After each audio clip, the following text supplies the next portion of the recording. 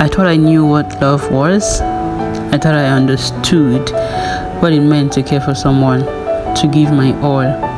But then, one night everything changed. It was 2 a.m.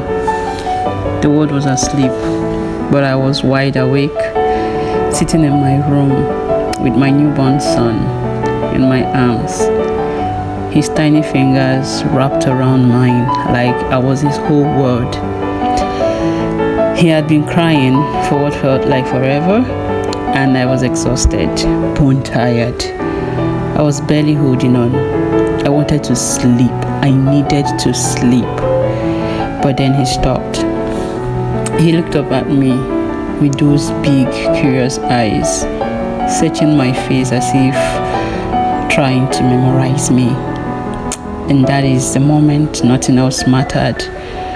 Not the sleepless nights, not the exhaustions, not the endless diaper or the worries. Just us, just this quiet, sacred moment where I realized I wasn't just me anymore. I was his comfort, his protector, his safe place. And somehow, in the midst of all the chaos, that felt like the greatest honor in the world. But no one tells you how fast time moves. One day you are rocking him to sleep, the next day he's running around the house in nothing but a diaper, laughing like the world is his playground. Your once tidy living room is now covered in toys. There is crayon on the wall. You have accepted that stepping on toys is just part of daily life. Then suddenly he's a toddler full of questions and boundless energy. Why is the sky blue? Why do birds fly? Why can't I eat ice cream for breakfast? You are folding tiny stockings, fixing rooms for the 100th time, and realizing that laundry has become a never-ending cycle of tiny shirts with dew stains and pants covered in grass. But then, just as you are about to collapse from exhaustion, he hugs you, throws his arms around you and whispers, "I love you, mommy." And somehow, that's enough to refill your soul. And before you know it, it's his first day at school.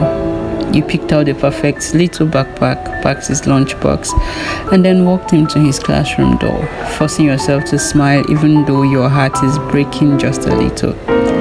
He turns back, gripping your hands one last time, his eyes filled with uncertainty. And then in his smallest, bravest voice, he says, "Mommy, will you wait for me?" And of course you will. You always will. Motherhood is a whirlwind of moments that slips through your fingers so fast. It's sleepless nights and early mornings. It's cleaning the same mess 100 times. It's worrying, praying, hoping. It's learning to let go little by little while still holding on in all the ways that matters. It's not perfect.